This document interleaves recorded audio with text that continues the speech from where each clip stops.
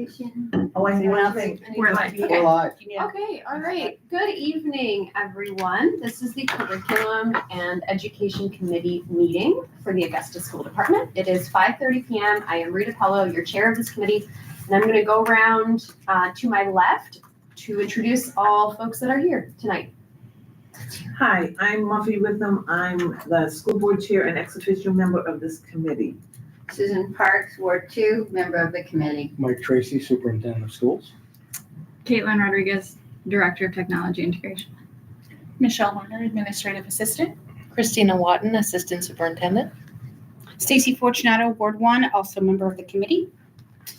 Kim Liscombe, Principal of Coney Middle and High School.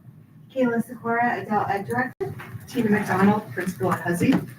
Heather Gauthier, Principal at Lincoln. Christina Warsaw, Principal at Gilbert. Thank you all for being here. We have a minor adjustment to the agenda. Instead of item number 5, Innovative Schools, we are instead going to have a presentation from Caitlin on 3D printing. Ooh. So that will be an adjustment we'll need to make to the agenda, and I believe we don't really need to be formal about it. Okay, so why don't we start with the second agenda item, the early release data, since we did call to order. And who am I turning that to? Now, if I can, I'll Please. tee it up for us. There was a question about the student calendar when we brought that forward last month. Everybody knows that goes through a vetting process with the advisory committee at the tech center because we have to be within 5 days of 5. We cannot have more than 5 dissimilar days with the region. So that was done, completed, and brought forward last month. And then there was some question about maybe allowing the board to dialogue a little bit about the calendar. And I think it was conveyed that the person who wanted us to bring this back to this committee had some questions about the early release data. So we've done some exploring on that. I'll turn it over to Caitlin and Christina for that. I'll jump on that. So I've handed out to you tonight our professional development calendar for this school year. I would advocate very strongly that we keep our early release days as they are. We have very little time to support our teaching staff. We have many new teachers every year at Augusta School Department, and we use this time very well. We sent 10 leaders to a conference on multi-tiered systems of support yesterday. It was led on Monday, and it was led by Dr. Katie Novak, who helped completely renovate the Massachusetts Department of Education. She shared many resources, so we went as we had used a lot of her resources, and we call her Cake Lady. If you remember a multi-tiered cake video, that's the lady we saw. So her biggest thing and advice was, well, she had many things, but if you want to make academic changes, you need to feed your teachers and give them professional development and support them. Our teachers are coming out of college not prepared. Like, we know that. There's not enough time, and they're just not ready for what they're facing when they walk in the classroom. And for somebody to be a skilled reading teacher, we have board goals specifically on increasing our academics for all of our students and building this multi-tiered system of support. We need this time. Otherwise, our scores are going to dip, and our teachers are not going to feel like they're ready to be prepared today. What we did was I started at Coney with the middle and high school staff. We had a kickoff. We did some multi-language learner support activity. Then we moved into department teams, and each of them had a protocol that they followed, and it was part of our MTSS process. I then went over to Farrington, and we had pre-K through 6 there. We did a kickoff with multi-language learner supports at the beginning, and then we broke into grade level teams and content area. We had district teams, K through 12 for art, music, PE, guidance. I'm going to miss somebody, so I apologize. And we worked all afternoon on our MTSS plans, and this is our assessment piece, part of our assessment of what are we doing for curriculum, what are we doing for assessments and instruction, what's getting in our way of having small groups and doing tier 2 and tier 3 interventions. Many things are getting in our way. And the biggest thing that came out of today, so we have all of this data, it's going to be an interactive document. It went amazing. And we're going to use this to plan our May. early release day. Like, we really need this time. It's very, like, I could not stress enough how important it is. I realize it's inconvenient for families to have, time off during school time, but we're using this time very valuably. And today was a prime example of how we used our early release day time. And just to get a historical perspective, maybe for new board members that don't know this, it was a while ago, right after COVID, when we started back to school full-time, everybody on board all the time, that I actually made the suggestion for the early release days, and we had early release days every week. We did them every week. And then at the suggestion of the teachers and the feedback from the administration and the teachers, that was too much. Mhm. And so they asked that it be cut back to what it is currently, and I think that seems to be working. So we've heard that they had a need, because coming back after COVID, there were a lot of needs. And that was a try, that was too much, and so this is where we've sort of settled in. The three things that rose today, I meant to say as I started, and then I get sidetracked with a little squirrel, but that came out across the district is consistency. There's not consistency in our curriculum. We started with ELA today at the elementary level, and that's what we're hearing. And we told teachers, we want you to be honest. This is not a judgment. I'm not saying this to diss our teachers, but there's not consistency across our elementary schools for curriculum. Then we want to focus on accountability. Once we pick what is going to be consistently taught, then our wonderful admin team will focus on accountability and just bolstering that teamwork of our teachers. That's the best thing we can do. John Hattie's work talks about collective teacher efficacy being the number one strategy. It's like a 1.7 effect size, which a 0.4 is 1 year of growth. So I might be off on that, but I think it's 1.7. Its highest growth is teachers believing in themselves, knowing what they're teaching, and being able to collaboratively work together and have consistent, and we're not saying lockstep, you're going to do this, but we need some time to work with our teachers. The only thing I would add before we ask Caitlin, because she did some data digging on, do we have attendance issues on early release days, which was great data for her to get to us, is that we have 12 early release days in this year's calendar, and we're looking at 13 next year. And so don't ask me the month right off the top of the head where we put the extra one in there, but there's 1 to 2 early releases per month. And of course, the Yes. months that have longer, if it's a summer, April vacation, Christmas, those vacation months, you only have 1 early release, something like that. And didn't we lose? Oh, wait, here it comes. Sorry. Here comes the calendar. Did we lose a day due to snow this year, or something happened that we lost an early release day this year too, as well? Yes. We did. Yes. Yes. I think it was December 11th. I mean, We think it's fairly common practice to schedule it this way, because I think it's sort of that best Band-Aid situation for not having more teachers and more staff all the time, right, in these schools doing this work. Because even I was a high school teacher in a different state, and we had every other Wednesday half early release days for the district. It was a very large district. And we had, because that was the only time that I could plan. We had a co-teaching model of one of my courses that had a special ed teacher, but any of my other classes that had special ed students, it was like my only time to work with the case managers on differentiated instruction. I remember it was the only time that I had to work with the other English teachers where we would calibrate like assessments, the way that we score them, grade them, what skills we're teaching. I remember we created like a scope and sequence during those meetings where we would say like, these are the essential standards. They don't have to be followed, like you said, in lockstep, but they need to be reached at sophomore level, freshman level, junior level. So I'm aware, and I think we're not like, because I come, my teaching is at a different state. My understanding is that this is a very common practice kind of across the board. Oh, yes. And I know for a fact that for my professional development and my ability to teach in the school, these days and those afternoons were essential. So I understand why. I also was speaking with a parent today who said, oh, it's not the most convenient. I was on a walk in the afternoon with their kindergartner who goes to Lincoln. We talked about why. And honestly, I was like, in a perfect world, you would have like 6 teachers that would always be like circling around having a break coming. It's just, that's not how we work with how we fund our schools and what's possible and capable. So this is the way that to give those teachers time to do the essential work that happens outside of all of the actual socialization and curriculum and instruction and teaching and learning when students are when they're there in the room.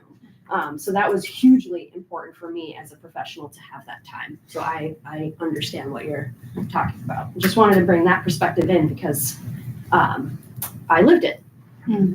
Yeah. Yes, Susan. Well, there's a question for Christina. I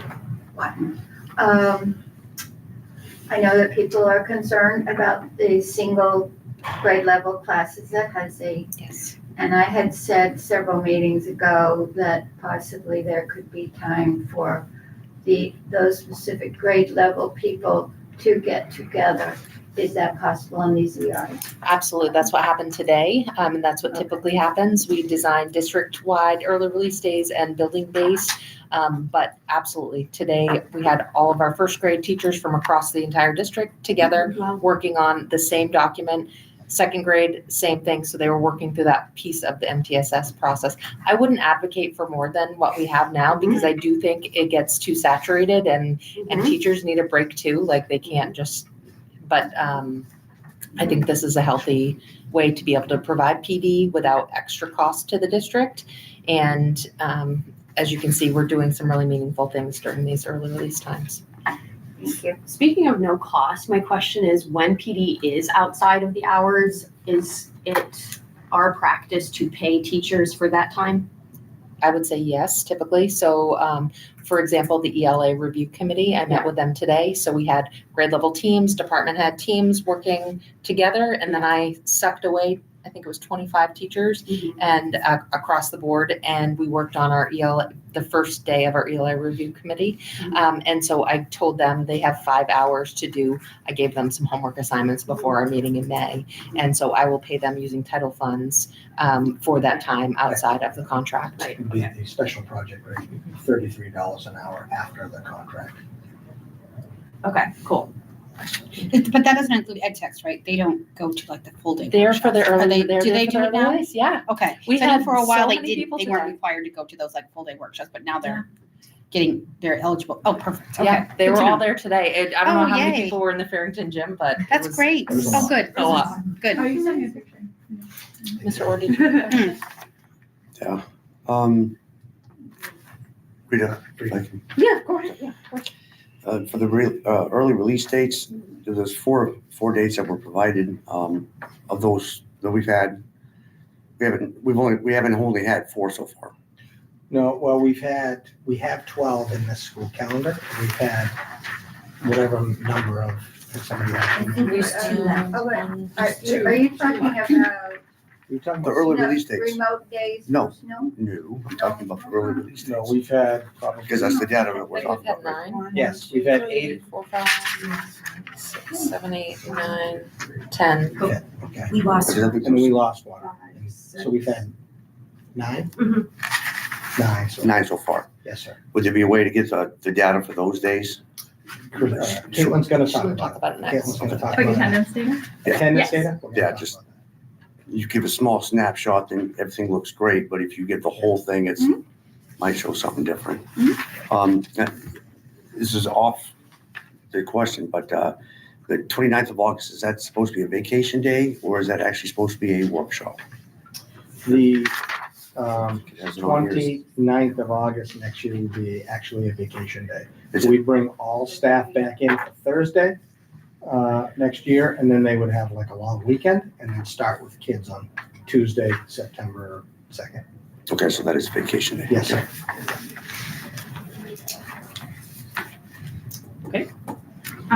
I'll put up the attendance data. I believe it's linked in your agenda. So what I did to just pull some preliminary data here is I went back in the months of October, November, January, and March. And for each school, as well as district-wide, I pulled the attendance, the average daily attendance for that specific day. In green is the early release day. So you'll see for October 23rd, I pulled the day before, which would be a Tuesday. The early release day is the Wednesday, and then the 24th is the Thursday.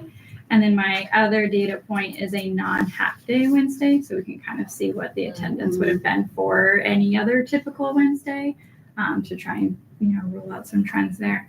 So I did that for 4 different months. I excluded December and February. They're kind of just funky months. We have vacations in there, so it screws with some of the non-Wednesdays I can pull from.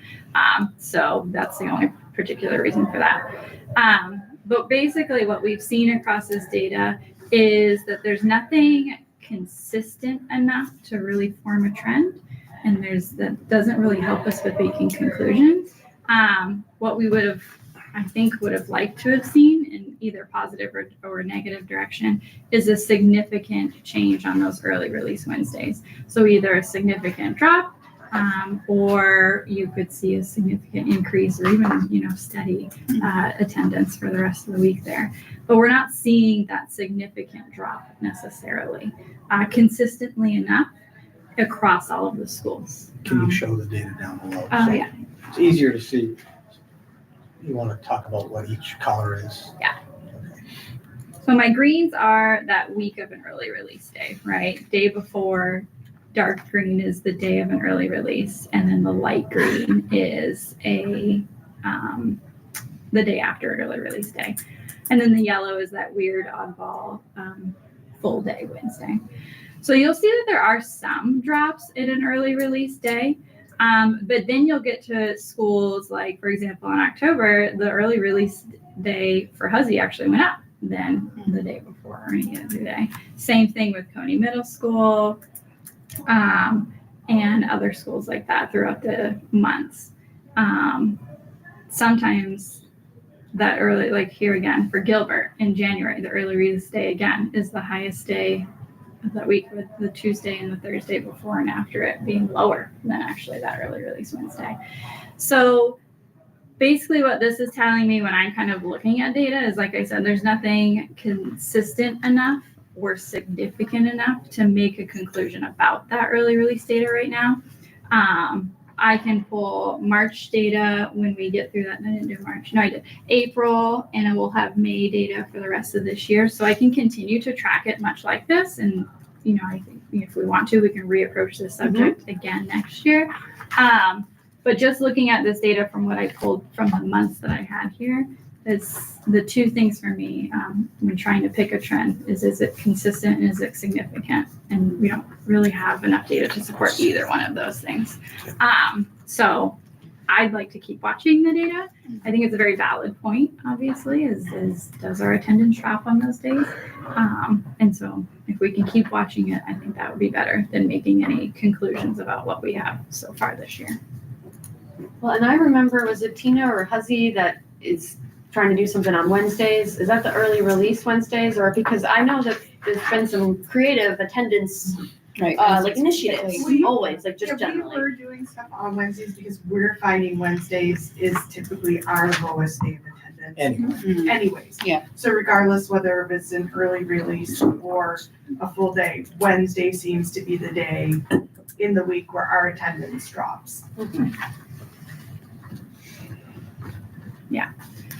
So this year was the first year that we really, I wouldn't say the first year, but we highlighted and prioritized attendance this year as well.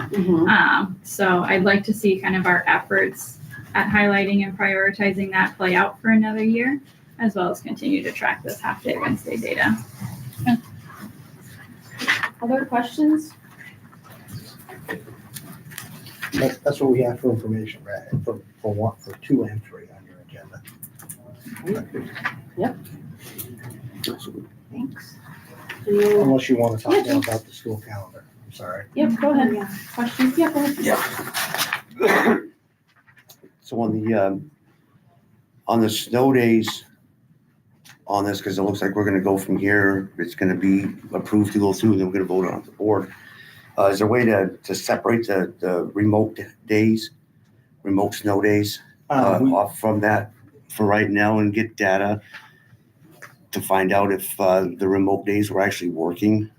Oh, And if they were working for one, and get some parent feedback to see what they're, because we've had people come in, even during the budget meeting, what they call it, cost shifting, I think is what the statement was made of. They were saying that the remote days were nothing more than cost shifting. And then we had a mass email that went to everybody in the school board from a parent that said that they don't like it. Yeah. Remote days, and they would rather have snow days and make it up at the end of the year. And So, I've talked to parents that have said this same thing. yeah, so two questions I'm hearing you ask. One is, can we remove the up to 5 days to be conducted remotely? The board could do that. The board can do whatever they want with this calendar. I'm gonna remind them of what the statute is on the 5 days can't be dissimilar from CATC. That's really the rule that we have to abide by, the biggest rule. You can do what you want with early release days, you can do what you want with remote days. I mean, I agree that the feedback's inconclusive and that we've had some negative, mostly positive, I think, on the remote days have been overly positive, but we have had a few people that have made it through to the principals or up to me that say, I have challenges believing that you're really doing a great job teaching my kid in 3 hours or 4 hours in the morning. So we hear that concern as well. But as far as pulling them out of the calendar, you have to whole hog say, we're not gonna have any remote days next year. And that's certainly not my advice. My recommendation would be to take the calendar as is. We certainly are going to do a survey because I have some recommended changes I'd like to make to remote next year. Like we prepare for it by 1, but I have the jurisdiction to call it in the next morning or not. Because right now I have to make a decision for our district at 1 in the afternoon the day before, while all my superintendent colleagues who were texting about the storm are going, well, we're going to wait till the morning to call it, Mike, or the close one. So in those cases, the districts that prepare, send the meal home, and then not call it the next day, no pun intended, have to eat the cost of that meal because we can't get it reimbursed because you're going to be double feeding that day, right? So I would agree to say, and I don't want to, I'm looking at my colleagues here, I think that there are some improvements we all like to talk about for next year with the remote programming. But tonight's agreement would be for the board to sanction and allow me to continue with up to 5. We did have 4 this year, and again, I think part of our surveying parents at the end of the year will be to get some feedback on remote days. So that is a plan to Yeah, we certainly, send out. we have. You just wrote that down too. We had an October survey, remember the climate survey? So we have had a few things we want to add to the May to get parent input. So yes, that's one. Great. We can always look Good at that in question. this committee. So when you look at the remote days, I think one of the important things that we're examining it as the year goes by, but where it really, the rubber hits the road is when it comes to June.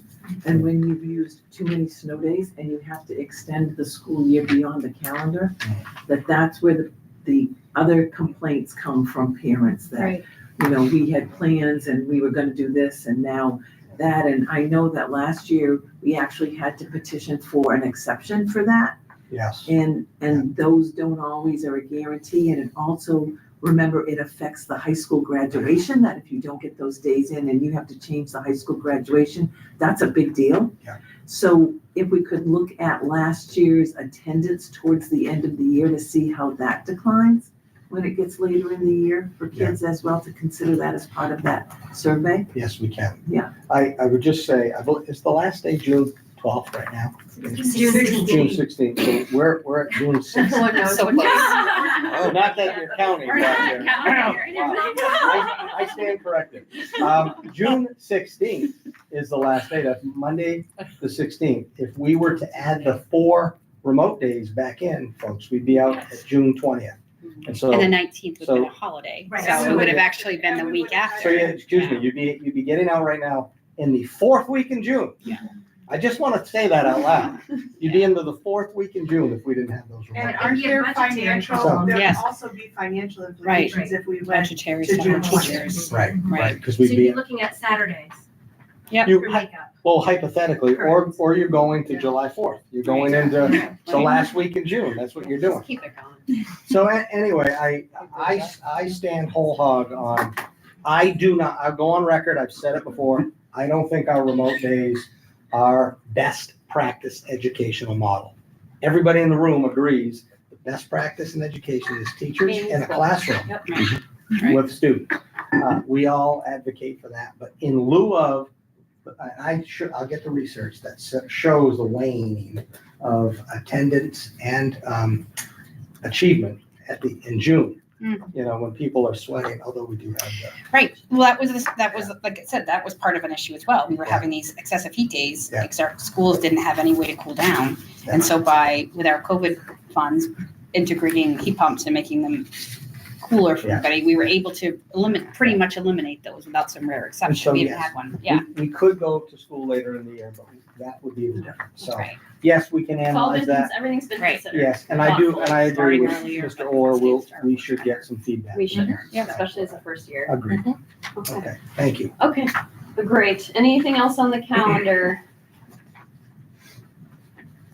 Okay, going once, great. We'll move on to the Adult Education Advisory Committee agenda item. Please, Kayla, go on. Yep.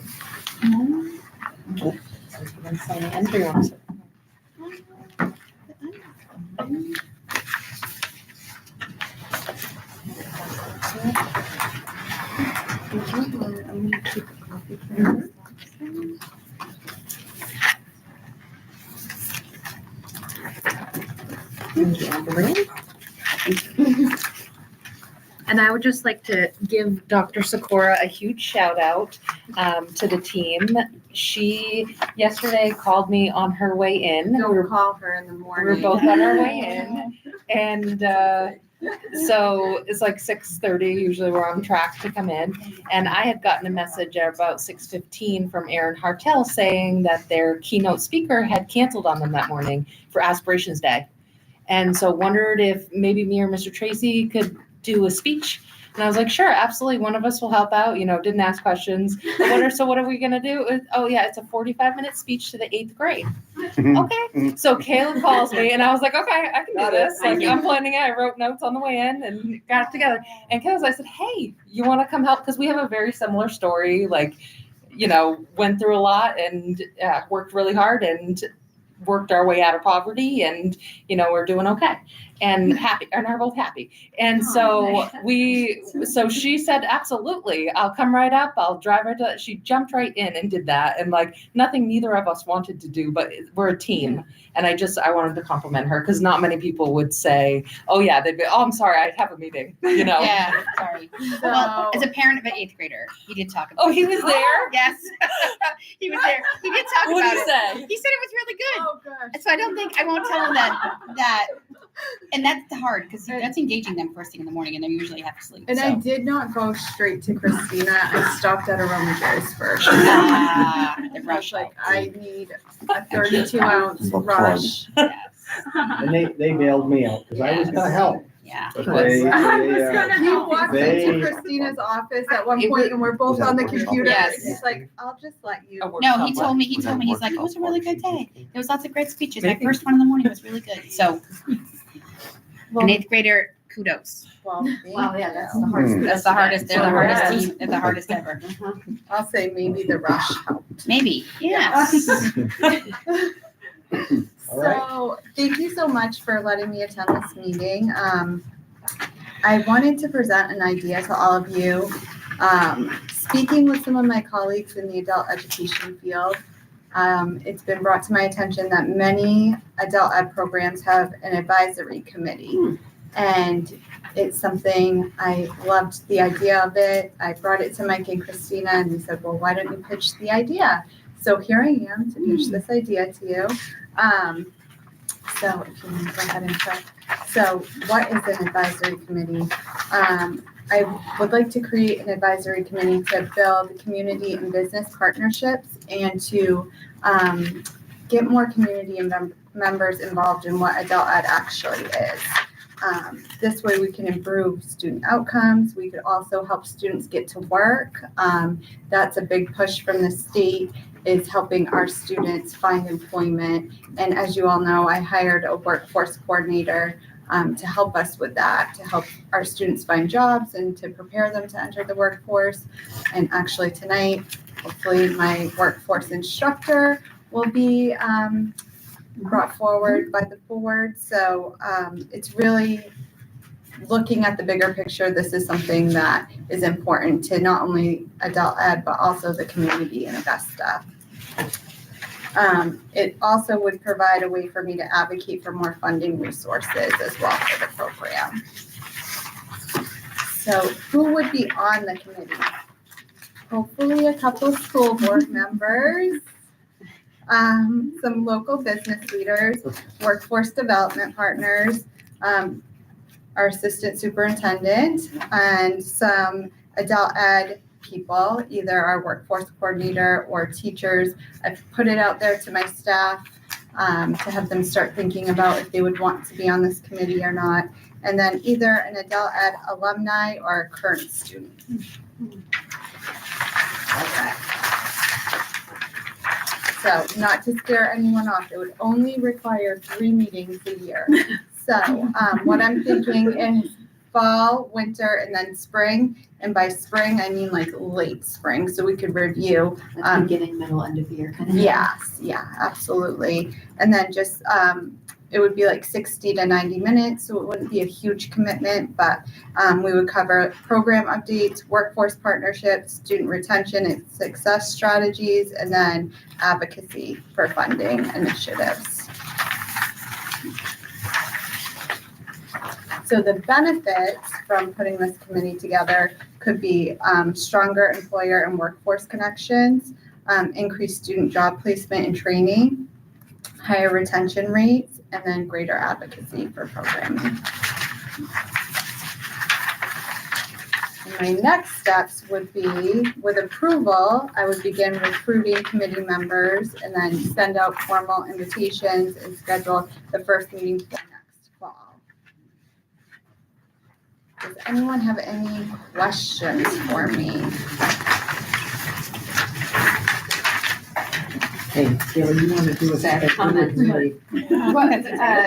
First of all, makes sense to me. It seemed, I wrote no brainer. Mostly because, right, it's adult education, so it's our community members, it's our adults who also might have children in the schools, it's folks finding work, it's new people to Augusta, folks that are looking for, I feel like an advisory committee where, like, for instance, I can even see the advantage of being on there to understand as a school board member, even to see and understand the employment sphere or like workforce that's out here. What is available? What are students, what are adult students leaning towards? What skills are they getting? Like that to me is like a whole learning and understanding. And it's a community network that would, I feel like, be strong. That's why I wrote a no-brainer for that, because it feels like that's one of those things. And then I love that they would be part of it, because that's another life skill. I didn't realize how much I had to learn how to be in meetings and in committees. And I feel like that's like I don't know, it's like a thing here. Like in the way that we conduct business and do work here, we have boards and all of that. So it's like, what a cool experience to have adult ed students be part of that as well and facilitate their own advocacy and their own work. So I just wanted to have comments, because I think that feels like just, I'm not going to say killing birds with stones, because that's a bad metaphor, but because we're not killing birds, but it just feels like it meets a lot of the needs all at once. So very cool idea to bring forth. That's my comments. Other comments, other questions from board or yes? I guess I would just add, it's going to be the byproduct too of like some great promotion. I think people come in maybe 2 ways into adult education. They come through community, or they come through needing, needing the HiSET program. Yeah. So sometimes meshing those 2 together, but also letting people know that your catalog is quite extensive, but also maybe able to recruiting some more people from our community to be teachers too. Yes. So I think there's a lot of great ways to promote. I think very similar to like the CATSI advisory committee. You guys have more like a focus goal though, because you work on more on like your attendance, and you work on things like that, where she doesn't necessarily, but that could be something at some point. Maybe you have a goal each year that we're going to increase attendance by X amount, or we're going to, add a class or do something. I don't know. I'm just thinking out loud, but I think it's going to be a great thing to really, really put a great light on this great program that you're leading, but also be a great way for the outside community and even outside of Augusta to see what is happening here. And it's not just one thing, it's a whole bunch of things happening. That's a big thing. Absolutely. Yeah. There's a whole bunch of things. Yeah. Good one. Yeah. So would you like me to put an invitation out to all of the school board members to see if there's volunteers? No, Just that's not, me. that's not how it works. Okay. We actually have a list of committees that we send out, and we have a way of doing Okay. that. The only thing is, that usually happens in January. So if you were looking to wanted somebody for the fall, we put it out to everybody. We see who's interested, and then we take a look at who's on what committees to try to make that Okay. fair. So yeah, if you want to do that, just let me know. I send it out and we'll get the feedback, and then we'll do it again in There's a very January. official Google Doc with all Yes. of our Oh, names. yes. Okay. We'll put you. Well, in I there, would but- love to do that. I'll send you an email. Okay, perfect. So do we need a vote on this or? Sure. Yeah, I think that's a good idea. Sounds great, yeah. I'll entertain a motion I to make a approve. motion, well, Please, go ahead. I make a motion that we approve the proposal for an adult education advisory committee in the Augusta School Department. A second. Great, it was motioned and seconded. Discussion, May I just, you allowed to? can I discuss? Go ahead. I don't, Do we have to have the full board vote on committees? I don't think we ever have, because we have a whole bunch of they committees. can't, only the subcommittee can vote. If you wanted to formalize it, you could bring it up. That's what I mean. Committees don't have to be formalized by the board. That's my question. No, I don't even think Dr. Sikora needed to bring this forward, but I wanted to make sure the board knew But what it's she nice was to know doing. the intent And- idea and everything. and behind it. I appreciated your, the reason this says Christina and I's endorsement is because it is a no-brainer. Right. Anytime any one of our administrators is, and by the way, contrary to some people's belief, Wants more. actually want parents and people's input Yeah. into what we're doing, because I believe and we should. I think it's a no-brainer, so I agree. My only concern is that sometimes when we put it out to the full board, we get more public relations. It's on TV.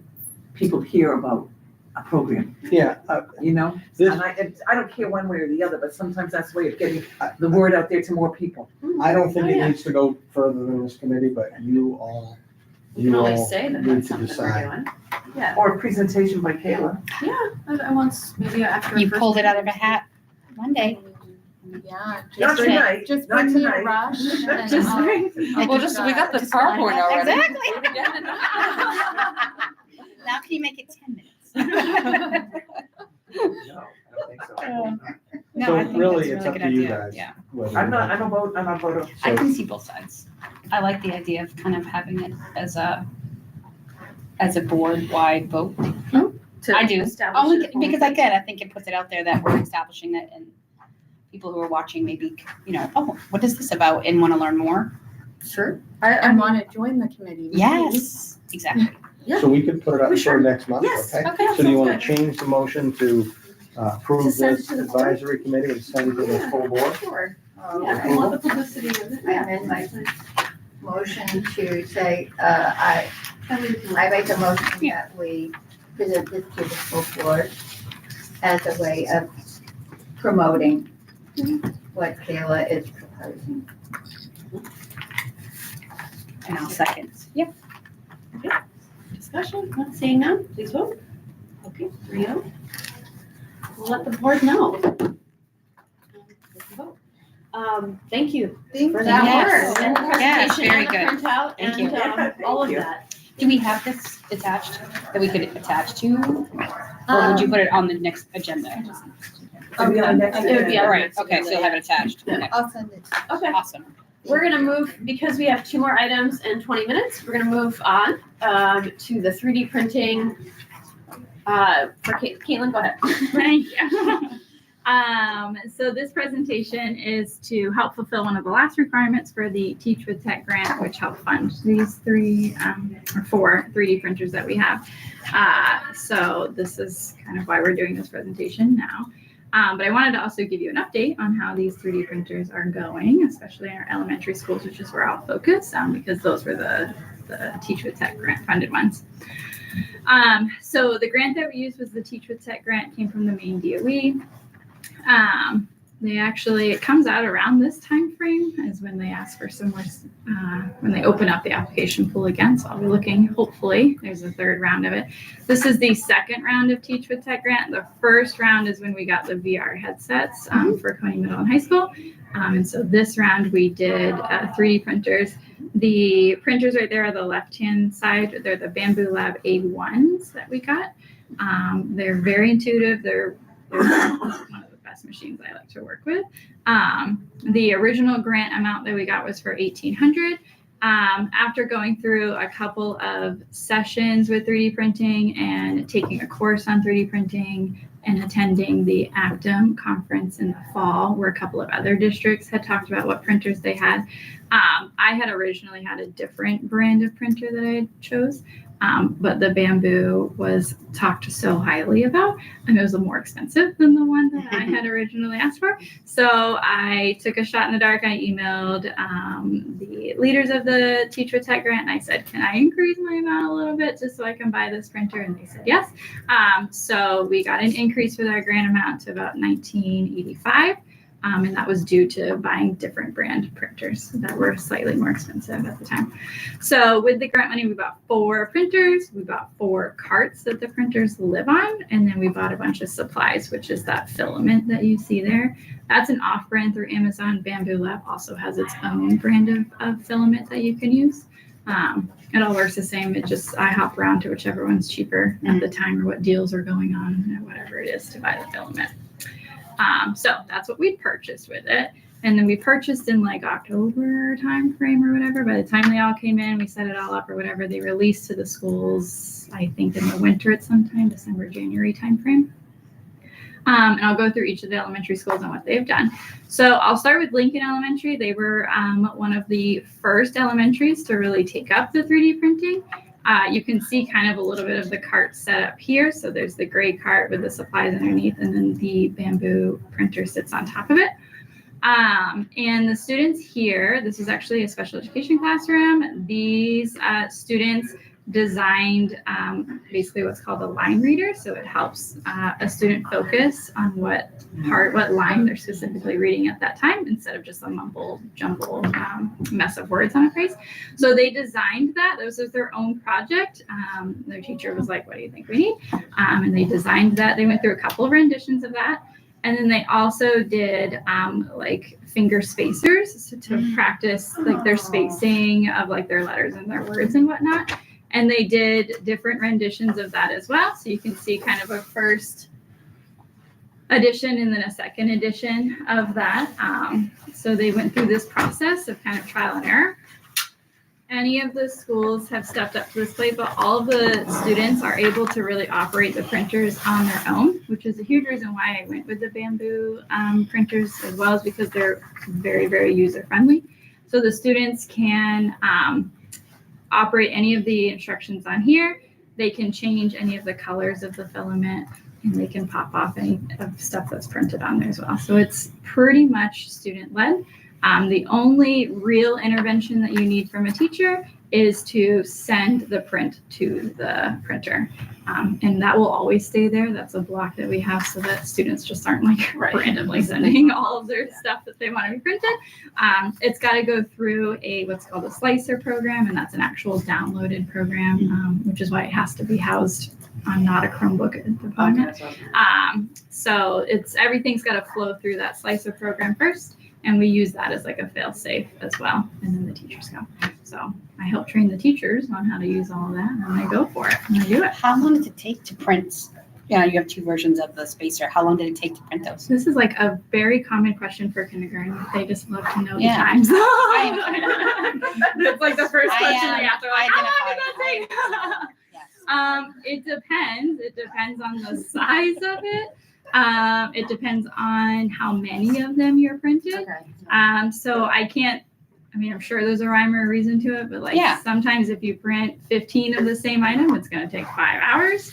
If you print these 2 finger spacer things, you're probably looking at 30 minutes or so, something like that. From setup to Yeah. Yep, makes sense.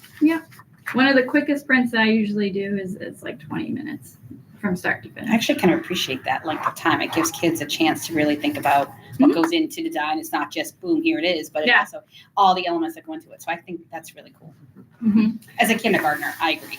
Lincoln has also gone through, and something that's really cool is they've done like a to scale solar system. So they have designed all of these different planets, not all of them, only some of them. They've designed all the planets and they've done the calculations for like how small they should be. Relative to each other. That's cool. So I went over there and this size was printing, so you can tell it's about like the size of my hand. And I was like, this must be Earth. And they were like, nope, the one next to it that was like this big was Earth. And I was like, oh, okay. Which is kind of, I mean, where I am, I'm like, wow, that must be the size of Earth. But like in the massive scale of the solar system, it's kind of interesting to see those tactile objects printed when you're That's like, really nope, we're really like They need this they need big. a field trip to Northern Maine. Yes, I mean, you Yes, exactly. So what's been really cool about this project is it's extended into the art world as well. They then took these planets to their art teacher, and the art teacher let them use different mediums to kind of paint them and design them, which is really cool. And now they're hanging up in the ceiling, And they're displayed. It's like and it's displayed. It's just a full circle moment here. Yes. Student focused project. This is Love an that. amazing project that has come, and I have to give Mark Dennett a lot of credit for this one as well, as he has spearheaded the whole thing. He's just been texting me. He's like, I think I want to try this. And I'm like, go for it. And then I pop in, we look at it, and then I get like a few weeks later, I get a picture and all hanging up. I'm like, wow, like that's my moly. So they've really taken it on, which is crazy. Looks like another presentation to me, Mike. Susan, do you have a question, Susan? Yes. My neighbor, her son is in 4th grade at Farrington, and they had a session with I'll get to you. Farrington, but yes, Pardon me? I'll get to Farrington. She's gonna talk about Farrington, Oh, probably this project, well, but go ahead. okay, I'll wait. It wasn't about the presentation, but okay. Oh, sorry. So that was one elementary school so far. All of our elementary schools have these printers. So this is Gilbert Elementary School. I've done presentations in the kindergarten, 1st, 3rd, and 4th grade classrooms there. And when I do the younger grades, so K through 2, it's not so K through 3 sometimes even. It's not them necessarily doing a lot of the designing, which you may see in the 4th grade, 5th grade, and 6th grade classrooms. It's more of just us explaining the principles of 3D printing. So usually the teacher in those K2, K3 classrooms will reach out to me. We come in and we pick something to design. So these kids got like little ring, like fidget spinners. Or fidget toys, I guess. And so they can like fidget with them or whatever. This was like around Valentine's Day. She created little hearts for all of her kids to go home with during that week. This is Maureen Cooper's room. She was doing line readers, so she was able to kind of source through there. So K1, 2, and 3 will do that. We'll bring the printers in that day, and it will print the whole day usually because we're mass producing something at that point. We're printing 20, or honestly, for a whole grade level, we could be printing 40 or 50 of something, especially if both, kindergarten or both 1st grades get in on something like that. And so what's really cool is that we'll set up the printer in the morning there. I'll come in and I'll talk about the printer. They'll see it in motion as it's going. And then they can ask any and all questions. How long is it going to take? What does it look like? What is it doing? And we answer all of those. And then by the end of the day, they're able to walk away with whatever has printed all day. So they get to see that in action and still be a part of the 3D printing process. And when we get to 4th, 5th, and 6th is when they are designing their own stuff. So that's kind of the age level where we progress after that. That's Gilbert. Huzzy, we just did a volume lesson with 5th graders with 3D printing manipulatives. So we did a little worksheet with them where they determined the length, width, and height of something to kind of review volume that they've learned earlier in the year. They calculated what the volume of that object would be, and then they designed it in Tinkercad, which is the program that we use for the 3D printing. We printed those, and then I haven't been back there just yet to finish this lesson with them, but theoretically what they're going to do is they're going to go find their object now. And so they're going to have to, take the length, width, and height of each of these manipulatives that we've done and determine what that volume would be again and go through that process. I think a thing that I would like to tweak as we go through these lessons is I would like to make these hollow so that we could actually measure how much volume is in one of these items. So using a liquid or something else to do that volume. And then third grade over at Huzzy is going to be starting a unit on animals. And so we have 3D animals that are lined up for them to be able to print and to see the animal that they've been studying. They now will have like a miniature version of that they can kind of keep and do what they want to do with it. So that's Huzzy. And Huzzy 6th grade actually just this week has started getting into Tinkercad, and they're going to start doing, I believe there's going to be an interdisciplinary project with creating game pieces for a music like game board that they're working on. So they might be able to design their own pawn per se that they're using. So that's baby fresh. That just started this week. Farrington has taken the 3D printing by storm. Jess Walling's 4th grade classroom is like my little test subject classroom. I go in there probably weekly to just try out different things, which is really nice. So they have done keychains. They've made their own keychains, as you can see there. They've made their own bookmarks. They've done fidget spinners, which were the death of Jess Walling and I. It was very technical. And we learned a lot from that project, which is helpful with any project, but the kids have made functioning fidget spinners, which was super cool for them. And you can see some of what they're doing. So the program that they're working on right now is Tinkercad. They can 3D design it. And then, like I said, it flows through the Slicer program on Jess's computer, and they print it from there.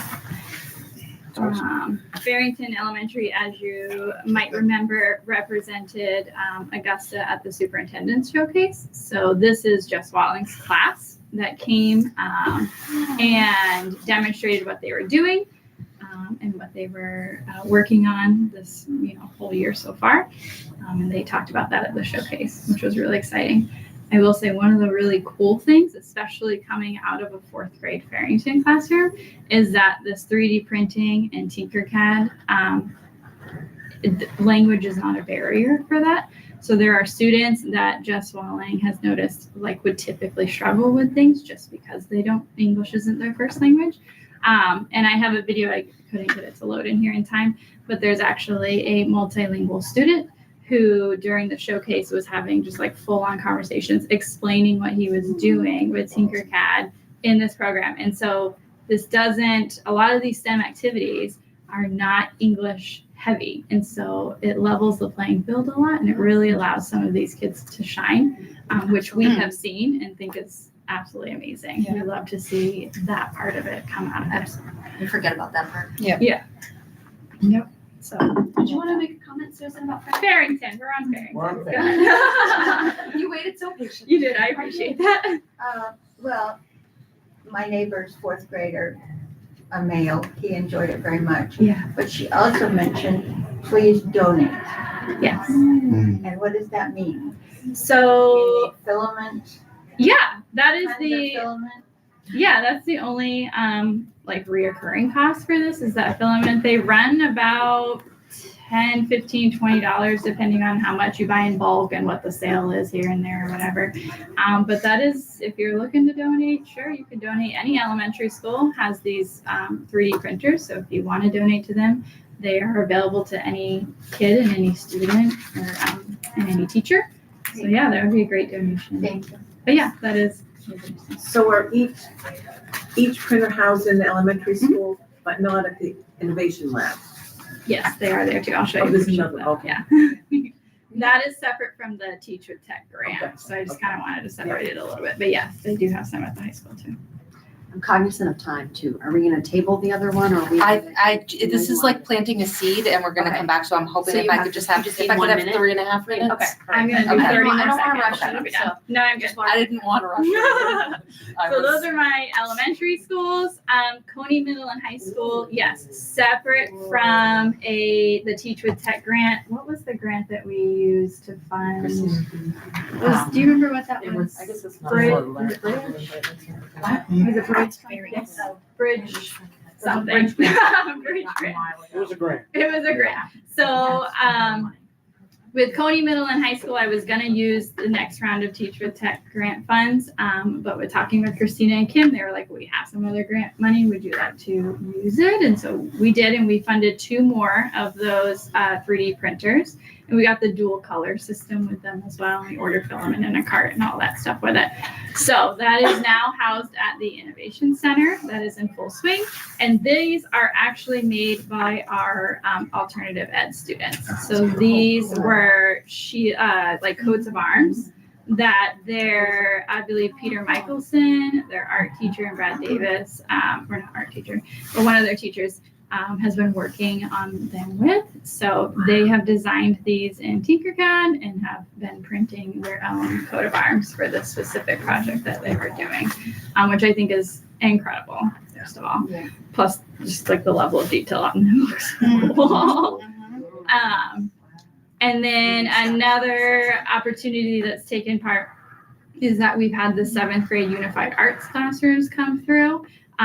Which I think is so funny because that space has been utilized by like the business office and other people or whatever. And it's always been that the police area right over there has been the noisiest. And so when I had the first crew of 7th grade come down, he came in after school and he was like, this is the noisiest I've ever heard that classroom. And I was like, you just had like 30 7th graders in this space. So like, I apologize. Let's figure out who's gonna be a little bit louder here. But they came down and they started kind of working with that. They did their keychains usually is a great introductory project. And I've already had the next teacher who's gonna teach the 7th grade UA in the next quarter reach out and say, can we do that project again? So it's getting used, it's getting utilized. You can see here too, that dual color system. This is not something the elementaries have, but this allows things to be printed in multiple colors at the same time, which is really cool. So there you go. The Innovation Center is not even open yet. We're testing it out. Yeah. Well, the teachers were pressuring me. They were like, I want to use this. And so I called John and I said, John, can you find me some tables? I apologize. Thank Yeah, you. that just come. Yeah, Thank you for the We presentation. want a field trip. come on over. The door's always open. All right, you guys, I'm gonna bring us back because we have one more agenda item. Dr. Watton, do you want to take us away? Yes, so this is just planting a seed tonight, and I apologize, I just found 3 errors, so I made the changes on your document, but I was just being silly. We're planning for the FY26 ESEA application and use of title funds, and I wrote the same paragraph twice, so I apologize. But I just wanted to say, as we begin to prepare for this application, we don't yet know how much funding we're going to be getting from the Department of Ed, but we need to begin planning it for next school year. And so I wanted to make sure you knew what we used our funding for this year, which is on the back page, and wanted to just talk a little bit about that for a minute. So I really am trying to align our goals this year and next year with our district school priorities of making school matter. This year, currently, we have $1.28 million for Title I. We use that for intervention staffing, McKinney-Vento services, which is a required set aside. So we have to do that, which is a good thing, but we still have to do it. And family engagement activities, that's also required as part of the Title I grant. For Title II and IV, we have $308,000, and that pays for our instructional coaches and any professional development that happens in the district. Especially this year, that has funded all of our professional development as it was a temporary freeze. So that's where it's been being paid for. And for Title III, we receive around $26,000, and that's for our multi-language learners and to support curriculum and training. It cannot be used for translation services.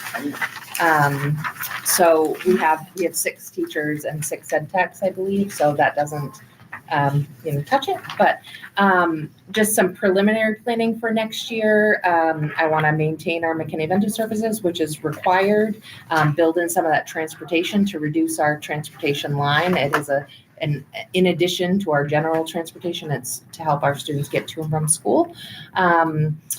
I would like to review funding for safety protocols and training. We've been working with Mr. Stonier this year to make sure we have all of our safety trainings up to date. We did our active shooter training. And then that survey, Mr. Orr, you mentioned, that's that third bullet, October and May survey. So we'll be asking families too for their input on how we use our ESEA funding. We want to strengthen academic support and instruction, increase that family engagement, and improve coordination and planning.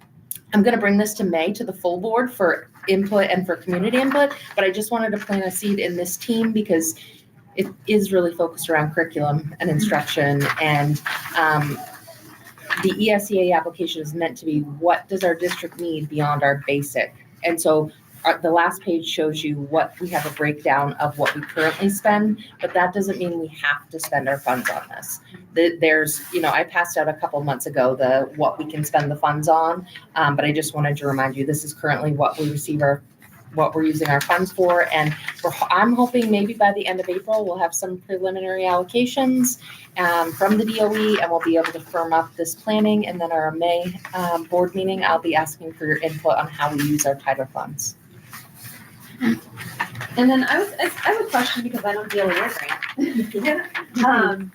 How is St. Mike's with Equitable Services? Do they spend down, or do you guys get them returning funds? So this was my first year, and when I learned about St. Michael's, because the district I worked in before, we didn't have that. Yeah. Yep. So there was a lot of funds sitting there, and I was like, okay, we're going to use those. And then they filled out the form trying to get, and during COVID, I apparently was a little loose. Yep. So it's tightened back up. So we got to use that funds. They didn't spend it. So I've been working with Elena, the principal over there. And this year she has been spending down her funds. We do have a half-time teacher that goes there daily and works with students on interventions.